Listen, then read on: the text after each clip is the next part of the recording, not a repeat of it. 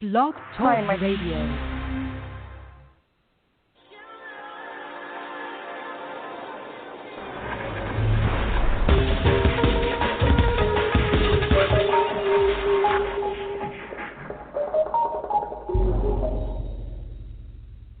Hello, everyone, and welcome to my show. I'm your host, Diana Bellaros, award-winning and best-selling author, Fire and Ice, The Journey of Transformation, and The Light Within.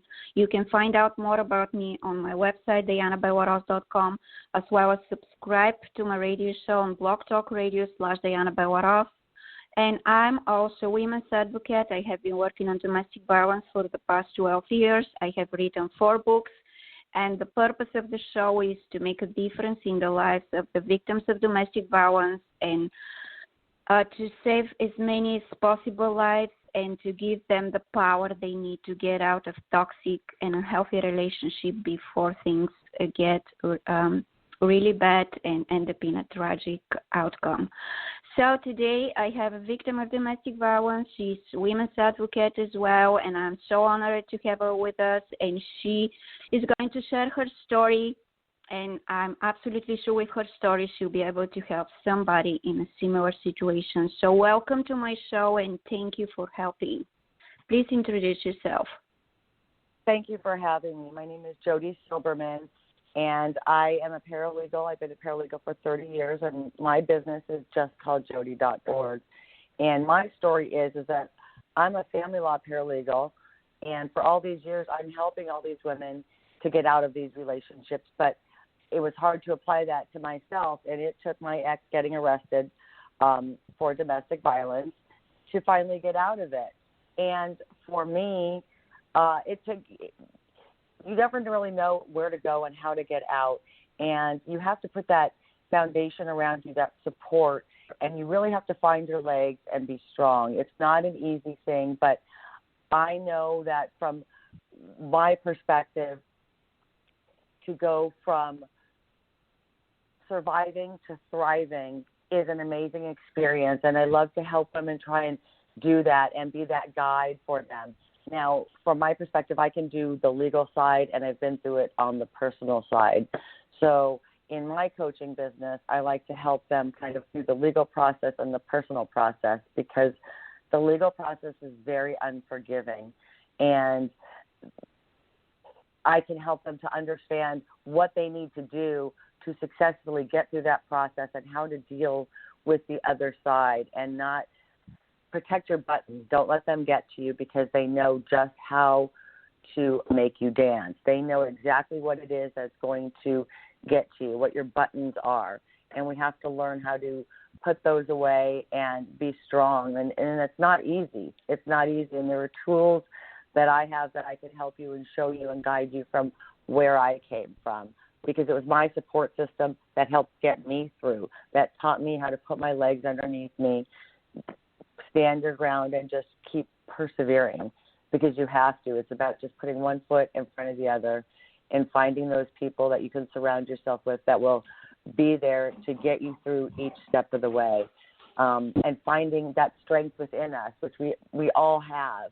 And as a coach, I can help you find that strength and be that person and that guide, because sometimes we just get lost and we just need those reminders and that hand to call in the middle of the night going, can I do this?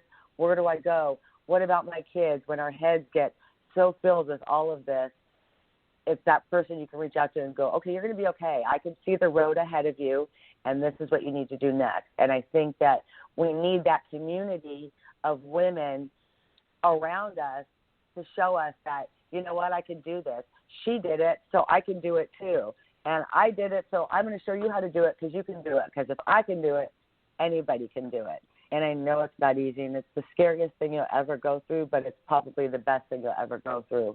And you grow through what you go through is what they say, and you do. And you'll come out stronger, and I like to be able to take people and guide them and hold their hands through that and take them from one end to the other, because I know it can happen, because I did it. I went from my ex was arrested, I sold my house, got my daughter to college in Minnesota, brought her back from college in Minnesota, and then my boss died in the middle of my trial to renew my restraining order. I had to go to court on my own against his attorney and him, and I got my restraining order. And all these little steps were very empowering.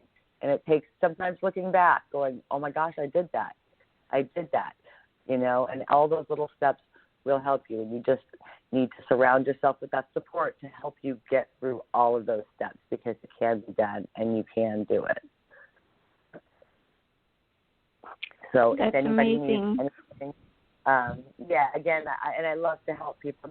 JustCallJodie.org is what I have, and I like to help women be independent too financially, create businesses, and become self-sustaining, so that we cut those ties that control us. Those money, children, all those things they put those on us, and they put these restraints on us to control us. And sometimes we have no choice, and we have to break that control, because it's all about abuse. It's all about control. And so it's trying to unleash, get away from that control, get out from that control. And once you do, it's a whole new world. So thank you for having me. I appreciate this. This has been an amazing experience. So tell us what exactly happened to you about your relationship, when exactly the relationship escalated and it got very toxic and dangerous. So I'm going to tell you, March 2nd of 2014 was my last day. My ex, and it's usually over something stupid. He got mad because the dog, he didn't want to let the dog out. So he decided that instead he would take his arm and throw all the dishes on the floor. He choked me. He threw me against the cupboard. And mind you, he's 6'5", 300 pounds, put me in a chokehold, threw me on the ground, punched me. My daughter was up in the room, threw all my drawer. This is probably the third time he had choked me by now. Threw all my stuff out of the house and locked me out of the house. I ended up calling my boss. I went to my boss's. He called the cops on me because his wallet was in my car. The police called me. I had to go to the police station, and I found out that he took out loaded guns and held them, and told my daughter that he was going to kill me and anybody who came through the door. Our dog we're going to have to give away her dog, which was her dog, and she was going to be, her life, as she knew it, was going to change it, because she was going to have no parents. And then the police showed up, and she went over to her friends. He made her come back. The police showed up. He said, tell them I didn't do anything. This is your mom's fault. Oh, and I forgot that he was running around town looking for me in her car, because it was the first time I hadn't answered him, because I went to my boss. He was running around all over town with her, driving erratically crazy looking for me. So then when the police finally did show up, I had to go to the police station, of course. I had to tell them my story. My shirt was torn and everything, and there was a woman police officer there who looked at me and said, this is domestic violence, and you know that my aunt died from this, and it's not going to get any better. You have to stop it. And that's sort of kind of when it clicked. And they asked me they made me say, are you going to press charges? And that was the hardest question to ever answer, because I was always told a restraining order can't stop a bullet.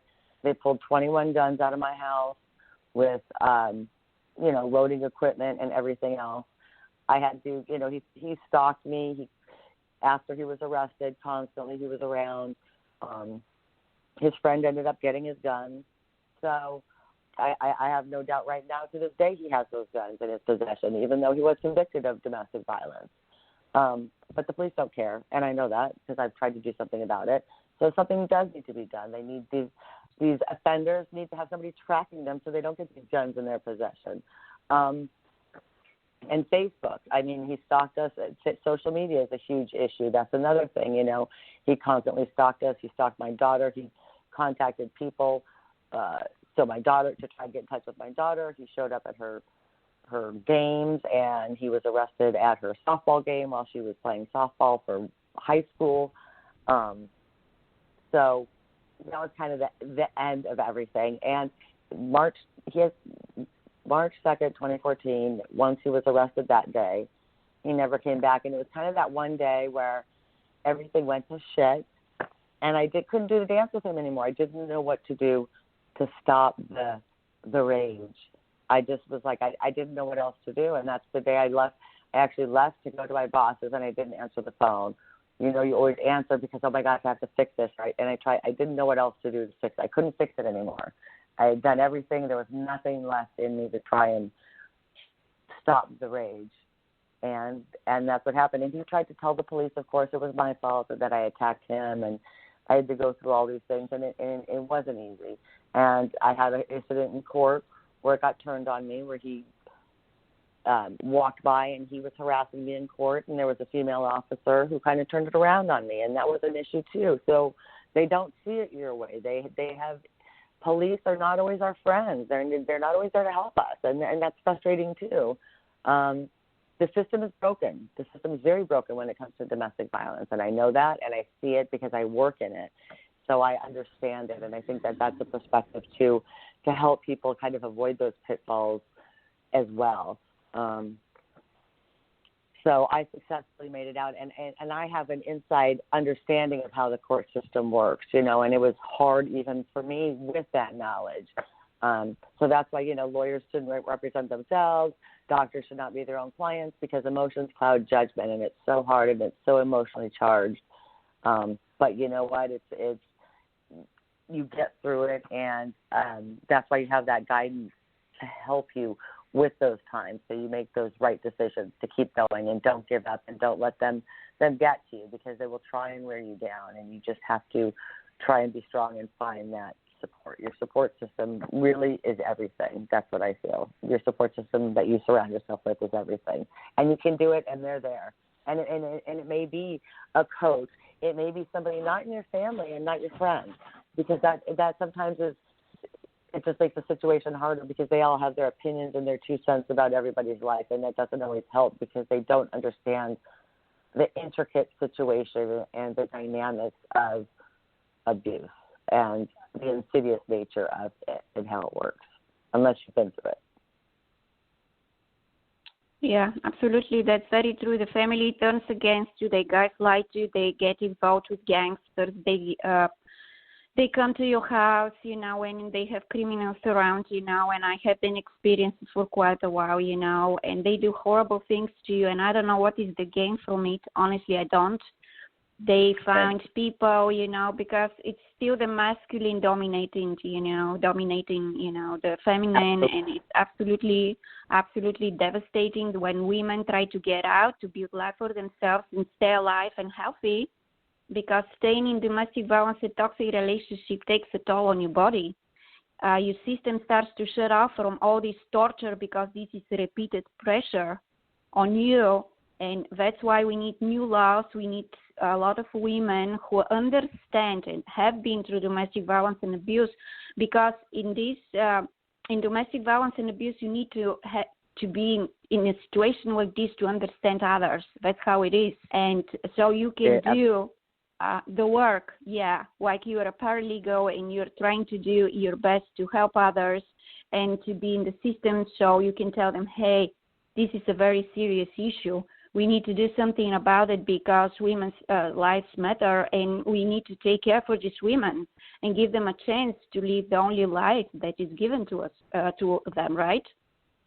Absolutely. They need to hear our voice and understand, and not just go, well, why didn't you just leave? Why didn't you just walk out? Because what does that look like? You know, we've got kids and families and animals and lives and jobs, and someone that's going to tell us that they're going to kill us if we do. And guess what? We believe them because we live with them, and we know what they're capable of, and we know what they do to us behind closed doors. But people don't believe it because it's not like we walk around with the bruises on our face, and not all of it's bruises. I'm going to tell you the emotional abuse is far, far worse and far more it cuts deeper than any physical abuse ever will. It's far more damaging, and people don't understand how deep those scars run. Just let it go and just get over it. And once you get out, there's still a road to toe, because all those things that they told you, all those things that how horrible, it's all in your head. It's still there, but you have to get through it and realize that that's not you, and it's all a process to get through, and we need to come together to remind each other of that instead of working against each other. That's why the support system is so important, again, because families don't necessarily understand it. They're the ones going, just let it go. Oh, why didn't you do this? And because they don't understand. Well, why didn't you just leave? Well, it doesn't work that way, and and then it starts to make you feel, well, why didn't I just leave? You know, and it's because you can't, and it's a cycle of that just makes it worse, and it doesn't help anybody. And it's about helping, not judging, not asking why they didn't, because again, it's understanding the dynamics of abuse. And I think that's why this community is so important, and what you're doing is so important. The outreach is so important, because we need to know that there are people there to help us, because it's hard to find. It's really hard to find, because no one wants to talk about it. It's that dirty little secret that no one wants to talk about, and it happens everywhere. And I don't care. It's in all walks of life. It's not just poor. I mean, it's probably worse in the richer neighborhoods, because these men, they're about control. And that's where the problem comes in. It's the control. And they take control, and they take our lives from us, is what happens at the end. And then when we want them back, people look at us like, you know, what are you doing? Why are you doing that? Why didn't you do this? And I can't believe you did that a lot of times with these narcissists, because they go out there like they're the gift, and no one realizes what's really happening. So, and then no one believes you. So it's very hard, and it's very important that they get heard, and somebody stands there to go, you know what, you need to hear her, and you need to believe her, because this did happen. And I don't care what you're saying or what it looks like on the outside. You weren't there. It happened. And I believe exactly. You. Yeah. Nobody believes you. Everybody judges you. That's what they do to society do until it happens to them. And then they're going, oh no, and then we're the ones calling and going, oh my gosh, I can't believe this happened. And now what do I do? But that, as they were judging, and that's exactly it. And that's, I think, the hypocrisy that happens these days is obviously out of control. I think it's more important now than ever in the society for women to band together, because I think that it's just so important, because I think there's so many of us. I think there's more of us, quite frankly, that have been through this than less of us. I think it's the majority, unfortunately, but not everybody wants to talk about it. But, you know, me, I have no shame in my game. I'd rather share my story. If I can help one person, if I can show them the way, if they can hear my voice and just see my story and go, you know what, I survived and I'm still standing, you know, and it's still, you know, the world is always trying to get you down, no matter what you're doing. So you just got to keep going. And I think it's important to have that, to see, you know what, she's doing it, I can do it, we can all do it. We can do it. And sometimes you just need that person going, you know what, you're okay, you can do it, you got this. You got this. Yeah. And that's all you need sometimes. Absolutely. Yeah. So we need to take it very seriously, because domestic violence right now, it's like COVID-19. It's the same thing.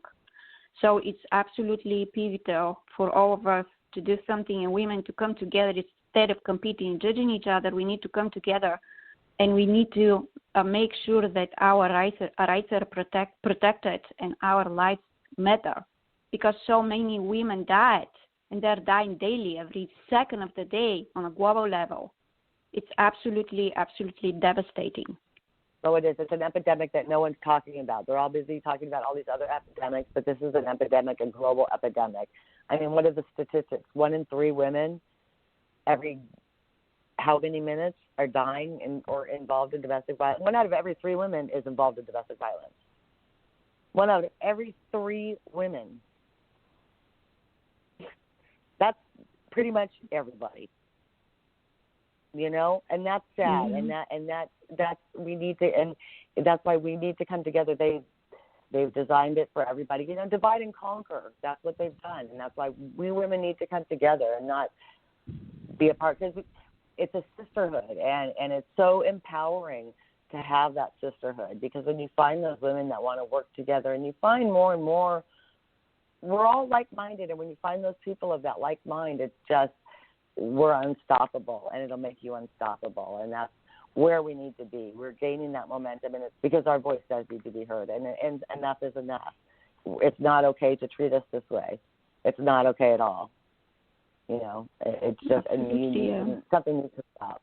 The laws need to change. It needs to be recognized, and little by little, you know, I know in California, the domestic violence laws do recognize emotional abuse now. The law does recognize it. Whether how it's implemented is another story, but it is in there. but getting everybody to understand it and believe it and do something about it and enforcing it in violating as far as social media and all those things, it's still a problem. Even though it's there, it doesn't help because you can't enforce it. And so that's, little steps are better than no steps, but there's still a long road to toe.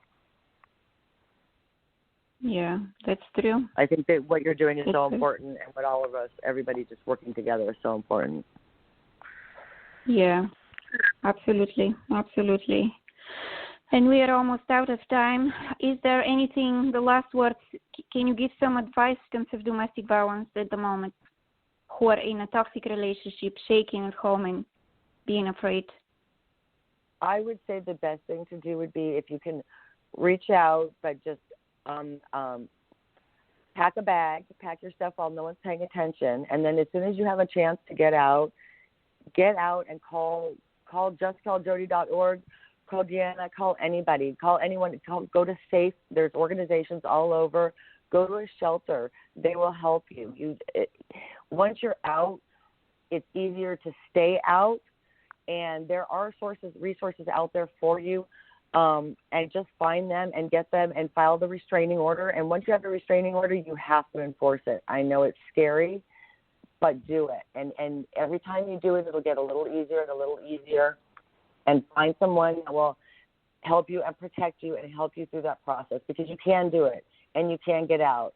As scary as it is, as scary as the unknown is, you can do it.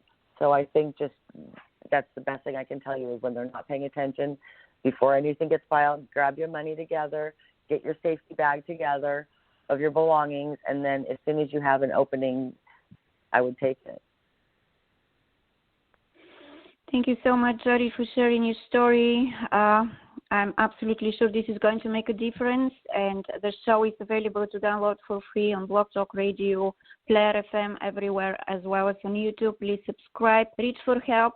Don't feel like you don't have the power. It doesn't matter what's going on. It doesn't matter if we as a women are not protected the way we should. It's better to be outside fighting instead of inside, being afraid for your life. Think about your children, and again, the outcome could be very tragic. And when you're outside, you have the power to overcome anything that is coming your way, because we as a women are very resilient. And here is some examples of the women I interviewed, even me, even Jodie.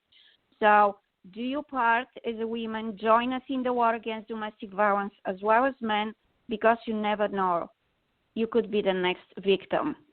So thank you so much for the listeners for being with me. Thank you so much, Jodie, again, for sharing your story.